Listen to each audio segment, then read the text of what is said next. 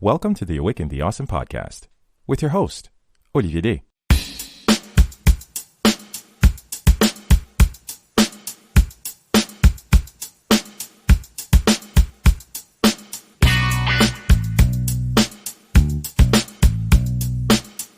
This is Awaken the Awesome, a podcast where we acknowledge that we are all in this together.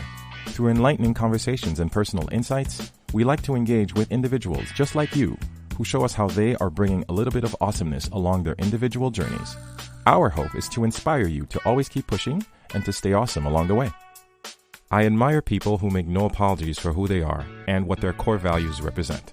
These people, in my opinion, are the ones who are vulnerable enough to sing their own song to their own tune, yet have the patience and empathy to stop, look, and listen to what the world has to say. Sibyl and I got connected via a mutual acquaintance over WhatsApp. From the very start, there was a special sense of connection and mutual respect that went beyond the texts and quips and bubbly quirks that made her stand out. For me at least, there was more to it. Over the course of our many conversations, I got to meet and engage with a person who, from humble, challenging, and yet defining beginnings, set a course from her native Nigeria to continuing her higher education in the US that would align with her sense of commitment, resilience, and growth. As an accomplished scholar, she holds a PhD as an assistant professor at the University of Oklahoma Health and Sciences Center, with work focusing primarily in the health economics and outcomes research area. As an avid reader, she lists books among her most prized possessions, something else we are both very much in accordance with. As a lover of languages, she piqued my curiosity as, in preparation for this interview, I got curious and tried my luck at a few words in her native Yoruba, as well as her adopted second language, Korean. As a fellow podcaster, Mo is the host of the wonderful Sibyl podcast, where she and a gallery of wonderful culture nomads get to exchange on a variety of issues related to third culture. This was a treat of an exchange, as the opportunity to sit and listen to a person with such sensibility and truth is a true privilege. So let's get into this. Awaken the Awesome, episode 117 with Sibyl. Here we go. First of all, it's really thrilling to exchange with someone who I have so much fun interchanging with. I know your parents tell you over time that don't talk to strangers, and you're brought up to just like, hey, it's just like be mindful of yourself. But in this age of connection, and I don't mean to be all woo-woo, but with so much technology and with this fallacy of Instagram and likes and personalities and online personas and branding, when you connect with a natural human being who's so level and so real, whether on WhatsApp or, interacting via Zoom, Mo, it's a pleasure to connect with you and welcome you on the Awakening the Awesome podcast, man. Thank you so much for being here. I really, really, really, really do appreciate it. Thank you for being here. Thank you for having me. And I can't wait to, talk to you on the show. It is a thrill. It is a thrill because definitely when we connected over the WhatsApp group, and I'm like, okay, there are a lot of people in this group. There are some people who are really shy, and there are some people who are really bubbly and outbursty and who have such a fiery personality about them and that stand out. And that was my first connection with Mo. And I'm just like, wow, this is a person who's definitely on my level. She's my kind of crazy. I agree. And thanks for bringing that out of me, because I was laying so dormant in that group for so long because I just didn't want to, how if you're the only person that you think you're the only person, and you don't want to be too crazy enough so they don't kick you out because you're really getting a lot from the group. But when you came in and you changed the game, I was like, oh yeah, there goes my person right there. Definitely. Because I definitely believe that, we only have one life to live. And if you're going to be part of a community, that's how it used to be back in the day, right? Or whether on message boards or anything, you have to interact with people. And it starts with stepping out of your comfort zone. And I was wondering, was that something that you came into, or have you, to the best of our knowledge, have you always been like that? Well, it's funny you asked me this question because I was still thinking about it yesterday, just how I think my personality changed over time. Mm-hmm. So this might come as a shocker for those that know me. They might be listening to this. But I was an awfully shy kid. I was that child that, even though I was shy, I was very precocious. I knew so much about so many stuff. I was an avid reader. I would, consume volumes of encyclopedias. And is it Diaz or is that an S at the end or not? But whatever. And dictionaries and read the back of cereal boxes and soaps and everything. I knew so much about the world around me. But every now and then I would just blurt something out that would shock the adults in the room. That came from you. How did you know that and all of that? And So, but I realized that with like extroverts, I knew quick on, like as a kid, that extroverts really had a way of just performing in such a way that people liked you. Now I'm not trying to bash introverts. I think that, God made us, uniquely, different, and everyone brings something to the table. I believe that. Like the world needs, extroverts as much as they need introverts. But I realized that for me, I had the potential to be a little bit more outgoing. I just wasn't living up to my full potential, as it were. And so I found my personality just changing. It wasn't like consciously done, like, you have to be an extrovert. You have to be an extrovert. I didn't even know what the word was, for extrovertish or introvertish. But I knew that I had a lot of stuff in my, a lot of, I want to say, arrows in my quiver to like get the job done. And of course, I'll credit my teachers as well. They saw that potential in me. So many times I stood in front of the school, like assembly, I addressed the school. I was in the debate team. They put me there. I did Debate recitations. team. I did so many things. Like, they kept pushing me to do this stuff. And I realized that people liked you when you just, lived up to whatever it is you are living up to. So yes, I started out really shy, and you could call me an introvert then. But as time went on, I think I'm fully blown extrovert. But I still don't really think I'm all that extrovertish because I still have my downtimes. So I'll consider myself an ambivert, with a strong tendency for extrovertism and all that. So yeah. I love it. I love it so much. And I'm happy that you bring that up. For those of us listening who are always on, let's just say, the fence about stepping outside of your comfort zone, because I often like to tell people, you don't know unless you try. And as dumb as that sounds, you really have to understand that as human beings, we're on a path towards growth. And I want you to speak on that in regards to, okay, I'm aware of myself. I'm aware of the fact that I may be a bit different. And I can either, just fall into my little corner, my little cocoon, and be ashamed of it, or I can bloom. And I want and I wonder if you could just help us lean into that. For those of us still hesitant about, leaning into who we are and exploring our full potential. How do we do that? That's a very good question, Olivia. And I won't call myself an expert on, life development and all that, but I'll just use my own story. And I credit my friends also for bringing this story out of me, because there's some things that I found out was so effortless for me. And I didn't think it was a big deal, but my friends would tell me that, no, like, you were so good at this, I cannot even pull it off. And so I started seeing that opportunity to help those around me to be able to at least rise, above whatever they're going through and be able to stand up and, speak for themselves. So it had to be communication, and being quite assertive. I grew up in a way, my childhood was interrupted for some things that happened growing up. And so I lost my voice along the way. But in my circle of friends, I could be who I wanted to be. I had friends that thought, I was like the next best thing since sliced bread. So for those that might be listening, or those that might know me, they would think I'm so full of myself. Well, I blame my friends. They just made me feel like I could do anything I wanted to do. And so, like, I feel like whatever we are good at, we can definitely show others around us, like, the pathway to that. And so, whether you're an introvert or an extrovert, there's always something that you feel like you're putting at the back of the burner. Like, you feel like, no, I cannot do this. I'm always a proponent for just try it. You never know. Fine, you might fail at it, but failing at something is still part of the whole process. What if what you gained as far as the process that took you to accomplish that or not accomplish it, that could be, your training, that could be something you could apply to something else. So I'm known for taking risk, and I'm known for just taking the deep plunge. And I've had friends just reach out to me and be like, you know what, anytime I want to give up, I think about you. Because I know that I have a friend that always says, I always think, like, what would Mo do? Like, almost like WWJD. Wow. Like, I understand. And I'm, like I said, I didn't think it was something worth commending until I had a lot of my friends like telling me that, like, you know what, I took that position, I actually applied for this thing because I know that you would have wanted me to do that. Or I know that it's something you would do if you really want.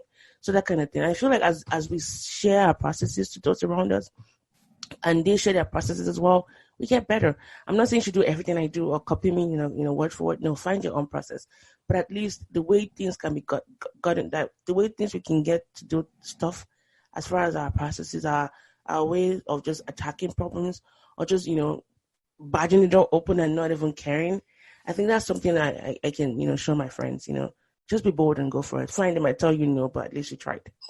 That is one of the pillars of the many conversations that we have in this podcast. You have no idea how many people come on here, and at some point along, just sharing their journey with us, they always Yeah. come back with the people they surround themselves with. So Yeah. that can either be a gift and a curse. So I'd like you to just open up about, and reaffirm to people, if you will, how important is it, the people you surround yourself with? So I grew up, my parents were, I wouldn't call them poor. They had just enough for us to like go to good schools. And that was the only thing my parents could give us, the legacy of a good education. So my dad worked in a bank. My mom was a civil engineer. They were the first people in their family to, go through college. And so you can imagine that they had no intergenerational wealth to fall back on. And so they struggled a lot. My dad started working in his teens and, worked all his life in a job that he apparently didn't like, but I didn't know. And we had a lot of bad, like our housing situation was so bad that I couldn't even invite my friends to school. But, my parents, because that was all they could do. Every money went into sending us to expensive schools. Because in my country, if you don't have a good foundation for your education, oh my gosh, it's like, good luck to you. Sounds so familiar. Oh yeah, but I knew that my environment where we were wasn't going to be my projection in life, And my parents, they were always very quick to let us know that, like, do not, think, because, my mom would say things like, you're not a product of this environment. You're not a product of this environment. Case in point, a lot of people that I grew up with, they didn't finish college. And I'm not trying to say this to bash them. A lot of them, had kids in their teens. And a lot of them ended up in, situations where if I were to keep talking about them right now, it would really break my heart. But that was just that. But I look beyond that. And I credit, just my teachers in school and the kids I went to school with. These were really rich kids that would go to the U.S. on holiday and, travel around the world. And the only place I could get into was on the bus to see my cousin that lived, like 2 villages down the street, that kind of thing. But I had teachers that really saw that potential in me. And then offering me up to, like, give speeches or do debates or, give recitations. I saw that they saw that in me. And I remember then I was that kid that the principal of my school, or the headmistress then as well, she would allow me to come into her office, and I would, just sit down in her office, in the corner of her office, and then read all the books that she had on there.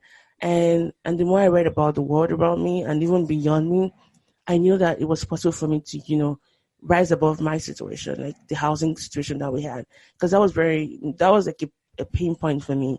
I just didn't like where I grew up. I didn't like the house. I didn't like the environment. I didn't like the streets. It was just, there was just so many precautions. What's the word? I forget the word right now. So many dangerous situations to put a child through. But, that was the best my parents could do. And also through church, I got good mentors as well. And, the way you think and the people that you put around you, they have a way of informing your process. So you cannot afford to put in toxic people in your circle. Now, we couldn't help, I couldn't do anything about my environment because as a child, I relied on my parents to give me that sustenance.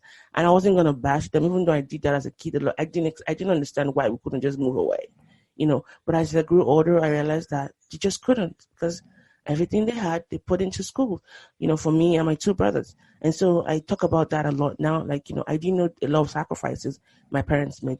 They could have, bought a better house and, lavish all of that away, and nobody would have known, but we would have suffered for it. But as I grew older, I realized that, okay, I cannot change my environment, but internally and in my circle, I could be very, as far as selfish, to find out who I included there. So, I saw things that happened around me, but I didn't let that, dictate my situation. I didn't want to be a helpless victim. Basically, that was what that. But I won't credit myself only as a person that, rose above that. My teachers from school, my mentors from church, and also I was part of different organizations growing up. And because of my love for reading and for just, learning about the world around me, books, kept me safe from the streets. Like, that's just the truth of it. Reading about books, reading about people and stories and all of the processes they've been through really helped me. And even now as an adult, I'm very careful about who I'm someone that is very friendly. I'll walk into a room, I'll talk to you, think you've been friends for years, but it's very hard for you to come into my circle. Like, I'm that guarded about it. Because when you're in my circle, we're family, like, everything about me, and I'm quite open about my processes. But you're only as strong as the people in your circle, because they inform your process. And so if they're poisonous, guess what? You start living that lie. I have friends that are so quick to call me out when I'm doing something wrong. I mean, they love me. They'll be the first to tell me, no, that was wrong and you did wrong. And I did that. I put those barometers in place so that as time goes on and I'm finding myself growing, then I'm growing in the way that I've wanted to grow. Not because check yourself. Exactly. So who are you putting in your life? Like, who are your checks and balances? And so we do that. And so when you hear my friends talk to me about things I don't do right, if you're an outsider, I'd be like, wow, her friends are mean. No, we've just really been, we've sworn an oath that we're going to keep telling ourselves the truth. I'd rather, you tell me the truth right here than go outside and hear from somebody else or not hearing from somebody else and I keep living that lie. So yes, I have, trimmed down my circle to have those kind of friends that they can call me out. They don't even care how star-studded I am or how awesome or fantastic I am. They will burst my bubble in a bit. And I love that about them. So shout out to those friends, yourselves. That is spectacular. That's spectacular. And there's one, there's so many gems you just dropped there, but there's one I can't get away from. The fact that, and I really know that a lot of people wrestle with this, and we talked about our environment and how it basically shapes our vision of the world and what type of goggles we choose to wear in regards to how we interact with the world. But there's one very important thing that you said in regards to you are aware that you have bigger dreams for yourself. You have bigger goals for yourself. You want to elevate yourself because as much as you recognize the environment that you're a part of, it does not have to be the end all and be all of your reality. And a lot of people, unfortunately, get frozen down by the fact that it's as if you want to apologize for wanting more. You want to apologize for elevating yourself. You want to apologize for having different aspirations. And you know what? That's something that you have to wade through. And there's something you actually came out the other end. And I want you, if you can actually help us, the listeners, to actually understand that, no, you shouldn't apologize for wanting more, because if that's what you want, you need to go for it. Oh, yeah. I mean, some days I sit down and be like, I've come a long way from that child. Like, I wanted so many things as a kid, but I knew I couldn't get it because my parents just couldn't afford it. But what they gave me was a little more priceless, and that was the gift of education. Because even as a kid, I didn't understand why we couldn't, so my school, they would take, field trips to, South Africa, but my parents were like, sorry, we cannot go. The time they went to London, we couldn't go. And that was kind of school that I went to, which, it tells you the quality of education way back then in the 90s.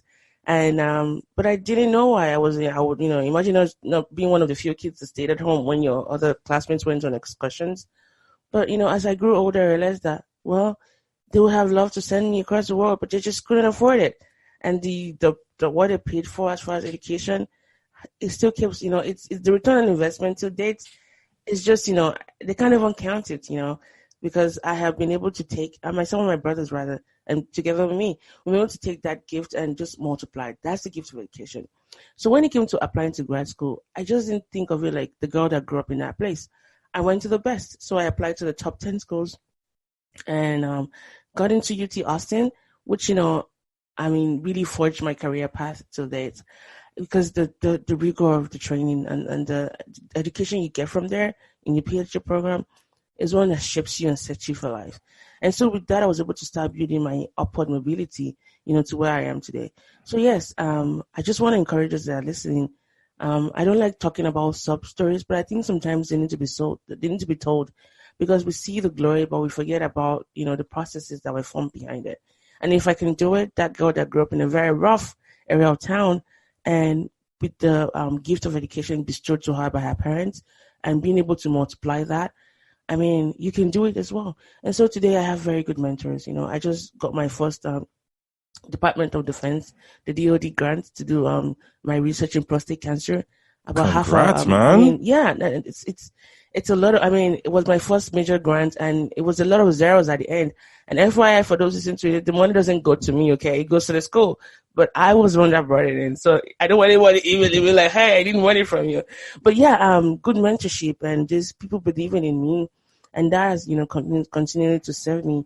And so for parents that listen to this, if all you can give your kids is education and not, fine dresses and expensive vacations, it's okay. My parents didn't have Instagram then to boast about things they're buying for their kids. I can't even imagine the pressure parents are going through these days. Probably those that are not very financially buoyant. Just keep doing the best you can. But I always believe in education. I work as a professor in a pharmacy right now, and it's why, and the reason I'm actually in academia is because I believe in education.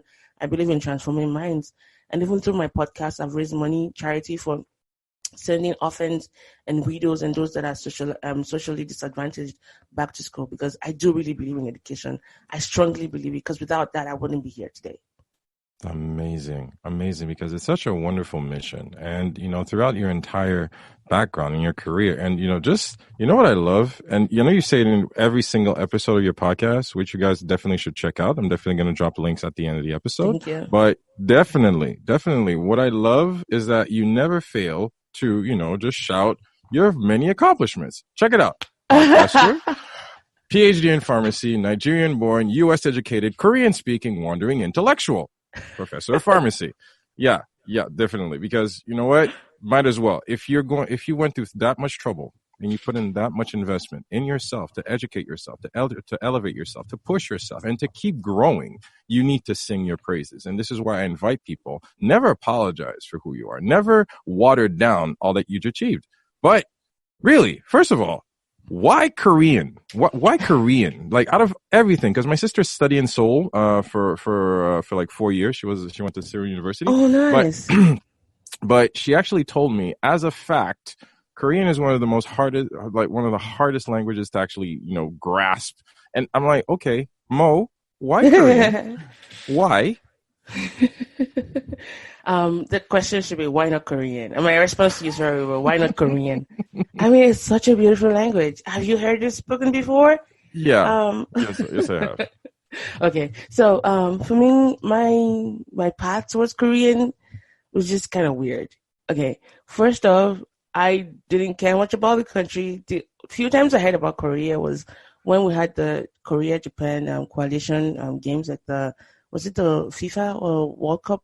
Something like that. It was a World Cup. Mm-hmm. Yeah, World Cup. Yeah, and Nigeria was, going to play, because we love soccer in Nigeria. So, I started hearing Korea, Japan. I was like, okay. So, I mean, that was just it. And if you're a Nigerian growing up in Nigeria, everybody from Asia was just one word. We just called them Chinese people. Like, that was the term we used for all of them. We didn't try to delineate between, those who are from East Asia, Southeast Asia, or Southwest. It didn't care. It didn't matter to us.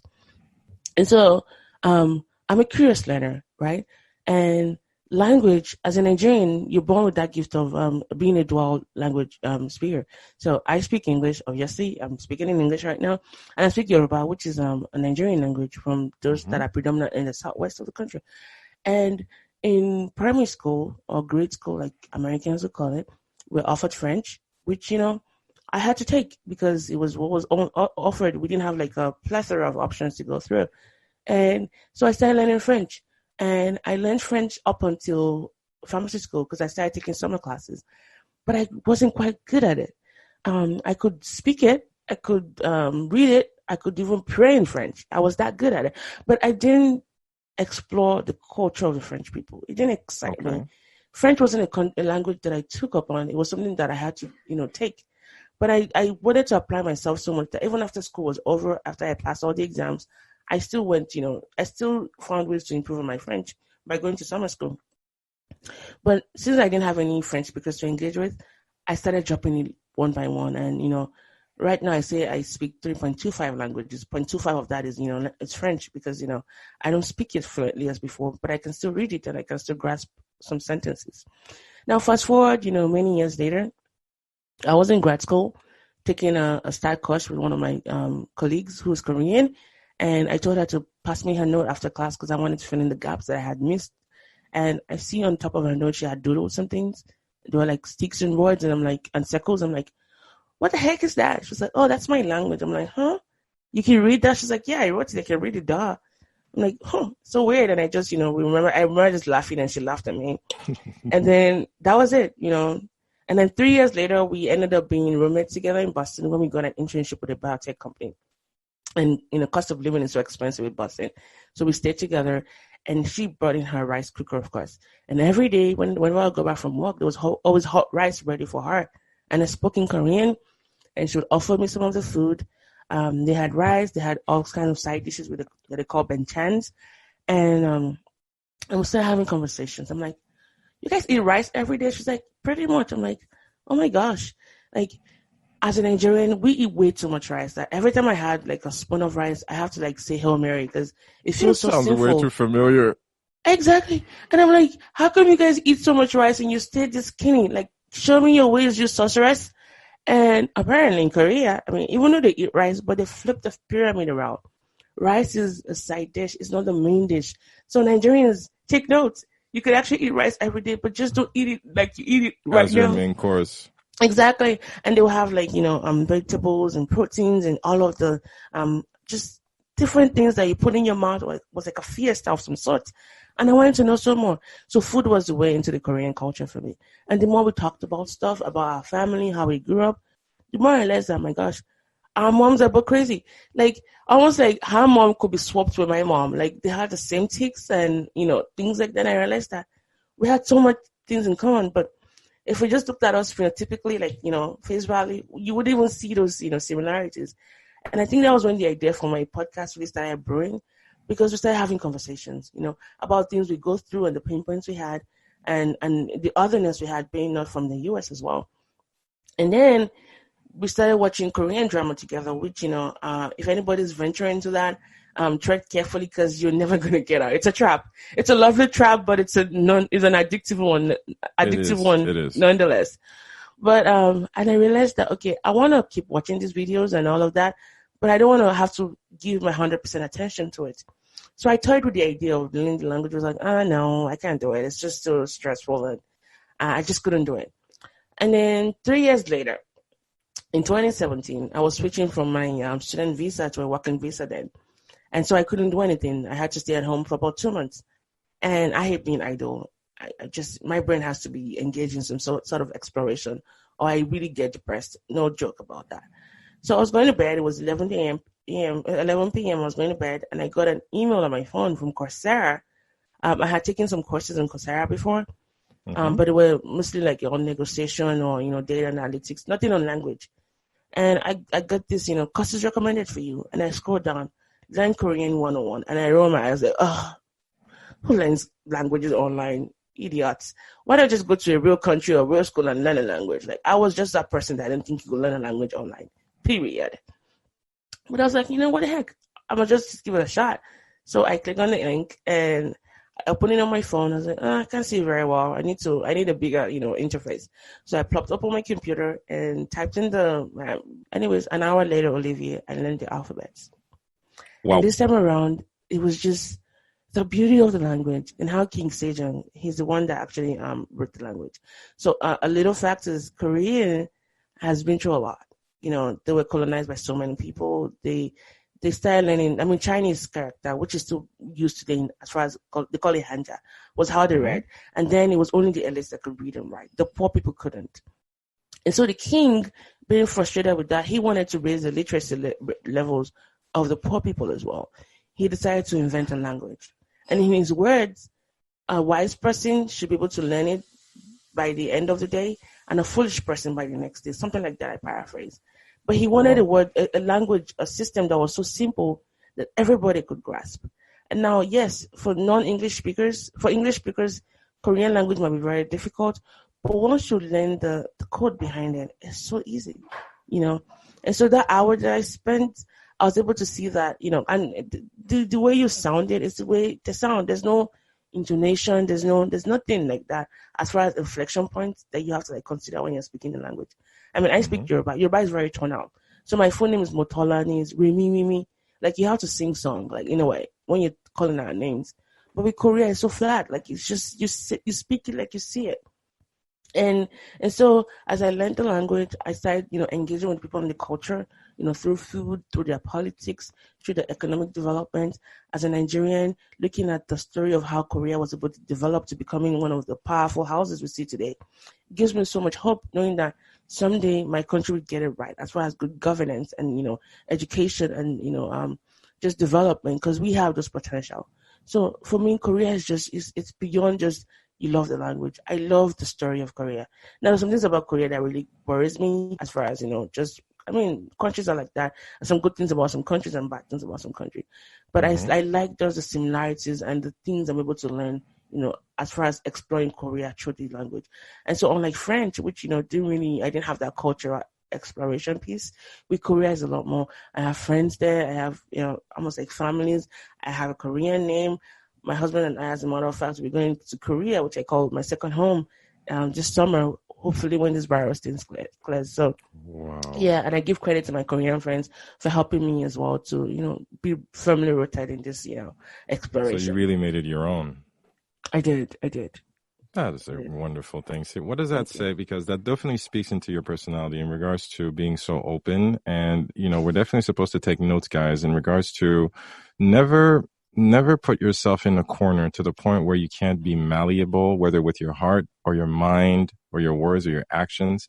We are human beings. We're supposed to adapt. And if we can take Mo as an example, because you've worn so many hats, and as you say, you're a wandering intellectual, not just through your love of books, but also through your experiences and the different connections that you bring, not just into your interaction, but also with your wonderful podcast, because you even put it in your byline, basically, different cultural experiences, people's experiences, and, you definitely put an emphasis on women and, the plight of women and, different experiences in there. But you have such a great catalog of guests, man.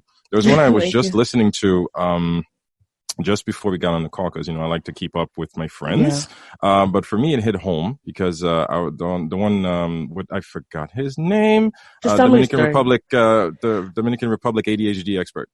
Oh, yeah, Dr. Manuel Mota. I love it. I love it.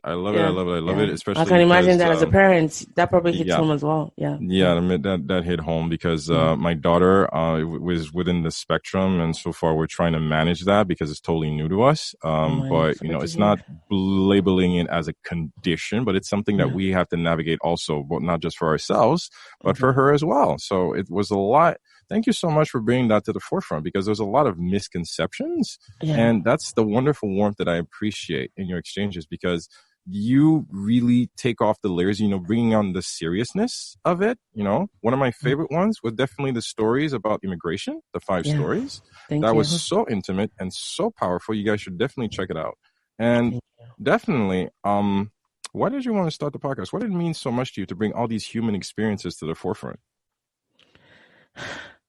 I think for me, it's that curiosity that I've always had about things, around the world. Even when I knew that where I was, I go back to my story again, because that's where it all started. Through the books, books had that way of just teleporting me, and I could imagine myself in different scenarios. Even though I couldn't travel miles away, with the book, I could travel hundreds of miles away.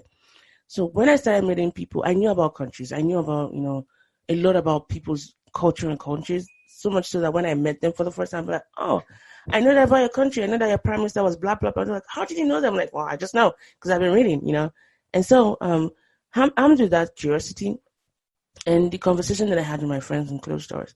I realized that with the tension that was brewing in the U.S., with us versus them, just name any category, black, white, left, right, yellow, purple, that, while we're still trying to figure out just, it's okay for me to disagree with you, but I don't have to cut you off and label you like Hitler. How do I show that we are all in this together? And I know this is just a perfect time with the virus brewing and all of that. There's no perfect way to kind of, emphasize that message. So my podcast really started as a way to explore that curiosity and to share processes, because I really believe in that. And I believe in letting people know how you got there. And so even while you say I'm trying to boast about myself, it was very uncomfortable for me to come out like that. But I had friends, my friends actually crafted that word for me. They're like, okay, no, you're going to write it this way because that's what you are. And so I always go back and give credit to them as well, if they're listening to this. And I think it also ties to the importance of having the right people in your team, like codifying your network, to have the right people, like your hype man, someone that will bring you down when you're too hyped up. And so that's my podcast. It's just a way to, bring people to have discussion. You would not even know the people that I don't agree with on my podcast, because we don't go on a shouting match. I always believe that I'm not a custodian of truth.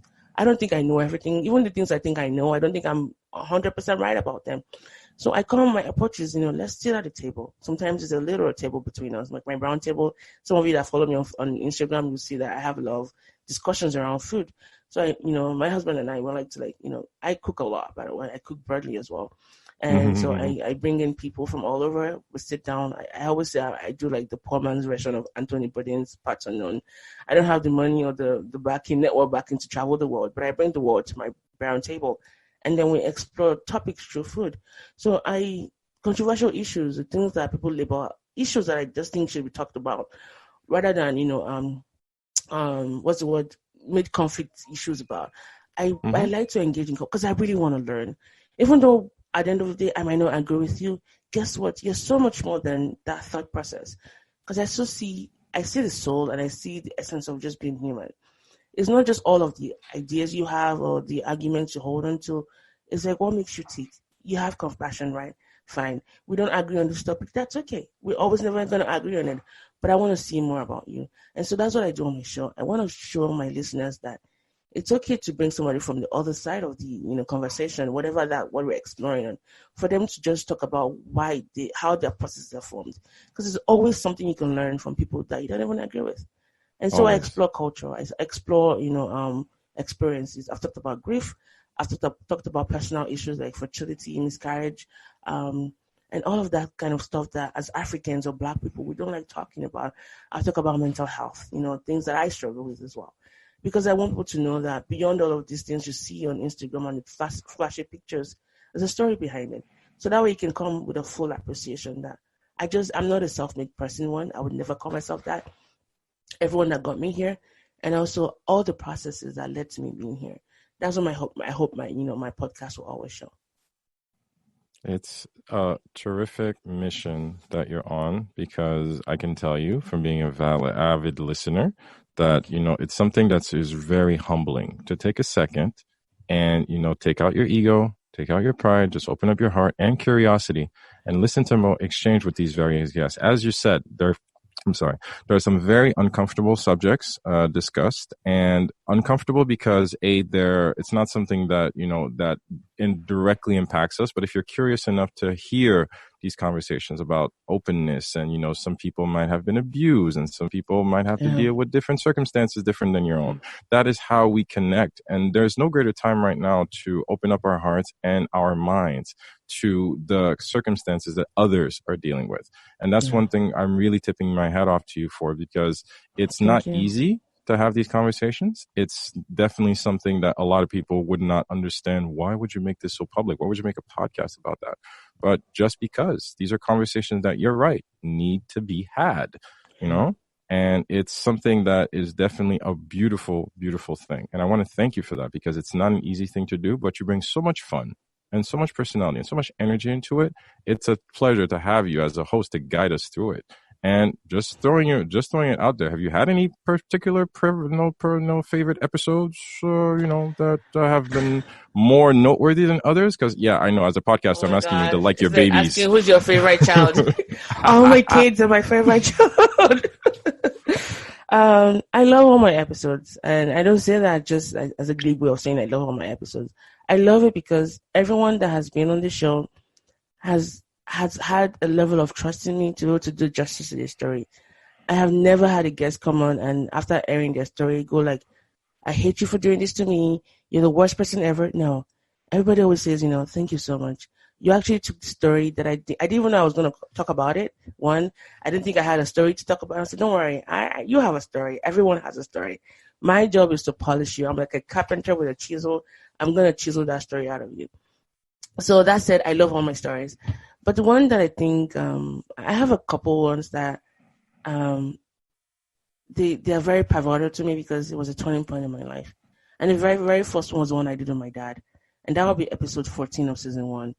And for those that don't know, that was the first time ever I would sit down with my father and have a conversation longer than 5 minutes. And I grew up as a child who, I wouldn't say I hated my dad. I just didn't know who he was, and I didn't have a good relationship growing up with him. Even though my parents have what you call a happy marriage, but there was a disconnect with my dad and the children. He was on his job, which I go back to, put him in a situation where, he couldn't be there in person to be with us all the time and, do stuff with us. But at the same time, he was just not emotionally available. And being the only girl and the first child, that really messed up my psyche. So I had a lot of, issues growing up, like daddy issues. And so I got to a point where I realized that I was holding myself back as far as forgiveness. Because when you choose not to forgive somebody, you're holding yourself back too. And the moment I had that conversation with him, Olivier, and I hate to sound this cheesy, something opened in my heart. Like something opened in my heart. Like I felt less tense. Like I don't know how to say it. I thought I was good before then because I was quite successful, but there was a part of me that was being held back. And until I spoke to him and let him know just how much he hurt me and how his absence created a void in my life that made me, feel like I was less of a person. And I had to also listen to him because for the first time he told me what, he was going through as well. And so I got off that conversation, validating my emotions that I was right all along, but at the same time that he had a reason for doing that. I didn't know how he grew up. He told me how he grew up and how those situations made him that way. And I'm not trying to make excuses for him, but I'm glad he was able to tell his story and share his truth. And so for now, we're kind of good. We talk, we're back to being, we're like friends now. Like, no, I won't call us father, daughter, because I think that boat has sailed. I see him like an uncle, like a friend, we talk, I poke jokes at him because I get my sense of humor from my dad, and he's so crazy about things like that. So we close now, we talk, and I'm able to see him as a person, and I mourn the childhood he never had because he did a lot better than his father, but I didn't see that. I didn't think about his perspective growing up. I just compared him with things that are around me. So that's one, and that's that episode that I liked. And the other one I liked was in season 2, actually the end of season 1, and I called it Motherhood Interrupted. I talked about my story, having in multiple miscarriages, and just the heartbreak that came with that. And that was personal for me because it was the first time I was ever coming out publicly talking about it. And even as I'm talking to you right now, I'm teary-eyed because I realized that I couldn't keep quiet for so long because a lot of people were going through this. 1 in 4 people you will meet would have had a pregnancy loss, but we don't talk about it. And I spoke to an elderly person. She's probably in her 60s now. She's almost 70. She's a grandma. She lost her child many years ago when she was still, having kids. And she talked to me like almost like she still had that loss yesterday. This is someone that is accomplished with kids and grandkids, but she still remembers her pregnancy loss. And I still think about it like, okay, if this person that looks all good and all right still remembers yours, how much more, this is still happening to me. Like, I don't have kids to show for it yet. And so I wanted to let people know that, fine, we can come out and talk about our stories like it was something that happened to us in the past. Like, well, I had this pregnancy loss, but here's my rainbow baby to, show for it. I don't have a baby yet. So I wanted to archive that process and to let people know that I go through stuff as well and that it's okay not to be okay. It's okay to feel like there's a part of you missing because you've lost that baby. And so that was one thing that I think I did for my listeners. And the response, oh my gosh, I had people emailing me and just telling me thank you because this was what I needed to hear. I've been going crazy with my thoughts, but you sharing your story and your struggles really helped me to, at least understand mine better. And so those are my favorite episodes. It's thank you so much for sharing that. And I definitely, know how much of very powerful, intimate, vulnerable moment it had to be, for you to actually share that. And if there's one thing you learn through the art of podcasting is the fact that you're not such a special snowflake, as I like to say, that you're the only one going through this, Yeah. And I'm not making light of any form of situation because, yes, some people have it worse than others, but we can all connect on the same level of humanity, empathy, and experience. And we're all in this together, something I like to say, because you need to open up and we definitely reach each other on terms of mental health. You can't keep that stuff in because it will eat you alive. It will destroy you, and it will have, unfortunately, dire circumstances.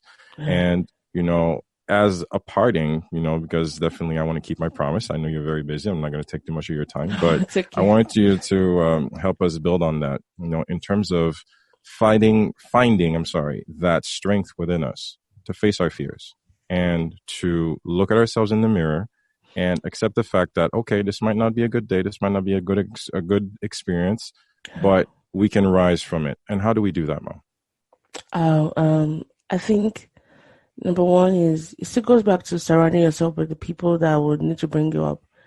I could have been lost, Olivia. There were sometimes my thoughts go dark, and I was not in a good place, like mentally speaking, and my words were getting dark, and my people around me saw that, and they had to remind me of just who I am, and so, and in so many ways, and my faith is also very important to me. So I credit that as well as a good, resource system to cope with all of these things. And in life, you go through challenges. I mean, that's just it. But I think in those moments of adversities, your strength comes out. And I'm a living example of that. I've gone through such a lot in my life that if I were to talk about everything on this show right now, there won't be enough time for it. But I think therein also lies the beauty of it, because I have more compassion now for people. Like with the kind of gift I have for, like, getting stuff done and intelligence and all of that, I'm naturally impatient with people. Like, it's like, you don't get it, you're stupid. I just move on with you. I don't care about you. But with my experiences, I've had to slow down a little bit, and I've had to, have that compassion. I can walk into a room and I can sense people. I can sense suffering in people because I know what suffering is like. And I thank God for that gift, because if not for the painful things I've gone through, I won't be able to slow down and sit down and have these conversations with people. Because these are the things that still keep me up at night. The things that when I look at myself in the mirror, I don't like what I see sometimes, because it's a stark reminder of things you don't have. But there's so much more to be thankful for. And so for those listening to this, you're probably, trying to rise above something. It gets better. Find somebody to talk to. I really believe in that. And I believe that the more you find people to talk to that can empower you, the better you're going to be for it. So don't close your mouth. There's a phrase in my language that a closed mouth is a closed destiny. Like, open your mouth, find someone to talk to. If you don't have good friends, you know what? Talk to a bartender. They're obligated to talk to you. Actually, throw a couple of drinks, but don't drink too much. Find a therapist to talk to. Or if you want to talk to me about any of these things I've spoken to, like something about what I talked to today, I'm putting myself out there as a public resource. You can email me, and I can find time to talk to you, even if I don't know how to help you.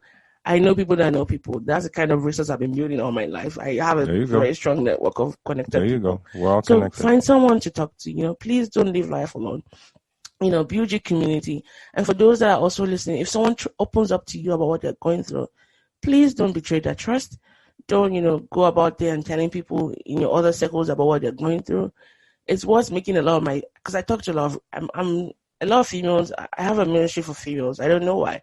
I think I'm from everyone, but I think a lot of females resonate with me a lot. And one of the things they keep saying is that it's hard for me to open up because I did it one time when somebody betrayed my trust. So please don't do that. If you betray somebody's trust, apologize earnestly and don't do it again, because that's what's keeping a lot of people from talking, because they're, afraid of judgment. They're afraid of condemnation. But even if I would condemn you as a friend, I do it with love because I want you to grow. But all I'm just saying is find someone to talk to, a professional, a stranger.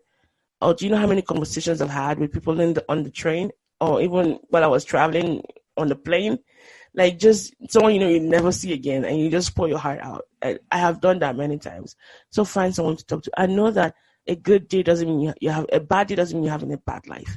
Sleep it off and wake up the next morning and try again and try again and try again. We have so much to offer the world. You have so much. Take a list of your trusted friends and ask them, what's that one thing you think I do better than the rest of you? Just ask them that honest question, and be surprised at the things your friends will say to you. Let them speak truth to your power. And that's what has helped me. I have friends that look at me, and I wanted to reflect what they were seeing, because I wasn't seeing that for a long time. They were telling me, you're great at this, you're good at that. But I couldn't see that because I was just so messed up and, so bogged down by my problems. So I always thank my friends. And by my friends, I mean my husband and my circle of friends. They mirrored that for me. And so I wanted to see me through their eyes. And so I credit them for saving me, for rescuing me, because I would have been long gone, Olivia. So, and that's what I want to keep emphasizing. Find the right people, guys. It's so worth it. Because you living life alone, you need someone to cover your back. It's like you're walking through a jungle, and then, arrows and spears and bullets everywhere. You need people to man you on all sides, and that's what community does for you. So I'm very big on community. I help people find community, and I grow community, because I know that's one of the best things you can do for yourself. You cannot do life alone. I don't care how much money you have or how much wealth you're born into. You need people. You need people. You need people. And it's definitely people like you that make this journey so worthwhile, because through the connections that we've made and the interactions that we've had and the conversations, just like this one, that have been so worthwhile and so generous, I want to celebrate you for everything that you do, this wonderful mission that you set yourself on, and this wonderful availability that you have, not just for your wonderful guests, but for the world.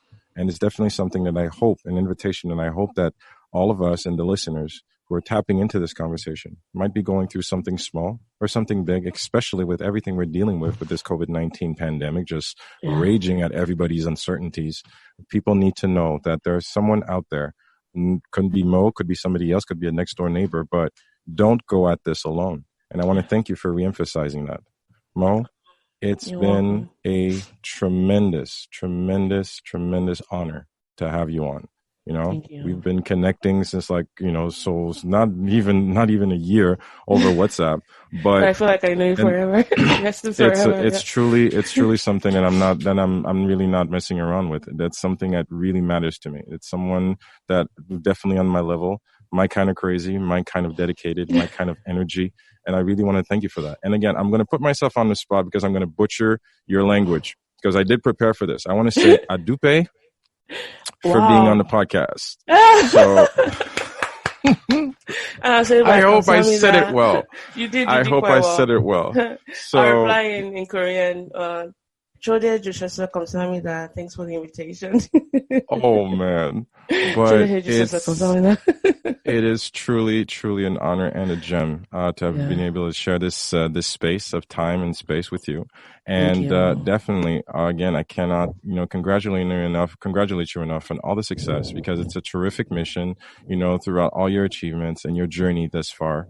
And thank you so much for the inspiration. Thank you so much for the empowerment. And it's definitely something that I invite the listeners to actually check in. Go to the website because it's definitely worth it. Most content can be found on her official website at mosybyl.com, MOSIBYL.com. But any particular, this is the time for shameless plugging. Any particular places that the listeners can find you? Well, before I say that, you know what? I'm glad we're doing this today. And I think it takes the gift of a very skilled podcaster to bring out the story in people. And I won't call myself an easy person to crack, but your questions, Olivia, they're so insightful that, it's just been so easy talking to you. And I think it's also born out of your passion to really awaken the awesome in us. So thanks for those questions and thanks for I feel a lot, even though I've cried a lot just in your show, and it's been a while I cried on the podcast, but I feel so much better. It's so cathartic talking to you and your voice, your words, how you choose them carefully, and even the ones that are rugged. It's all, you have such a gift for questions and listening and attentiveness. So kudos to you as well for your platform. And I'm honored. Thank you very much for the kind words.